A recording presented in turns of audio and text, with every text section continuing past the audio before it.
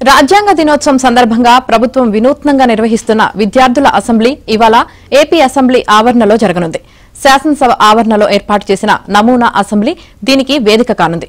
8, 9, 10 తరగతుల విద్యార్థులను నియోజకవర్గానికి ఒకరు చొప్పున ఎంపిక చేశారు. వారితో నిన్న వేదికపై ప్రాక్టీస్ చేయించారు. మొత్తం 175 మంది విద్యార్థులు ఆయా నియోజకవర్గాల ఎమ్మెల్యేలుగా వ్యవహరిస్తారు. ఉదయం 9:30 ప్రొటెం స్పీకర్ గా ఒకరు అసెంబ్లీని ప్రారంభిస్తారు. అనంతరం స్పీకర్ ఎన్నిక జరుగుతుంది. సీఎం, ప్రతిపక్ష నేత, మంత్రులుగా విద్యార్థులు వ్యవహరిస్తారు. ప్రశ్నోత్తరాలు, 0 అవర్ తర్వాత సోషల్ మీడియా వినియోగం, పర్యావరణ పరిరక్షణ అంశాలపై బిల్లులు పెట్టి చర్చిస్తారు.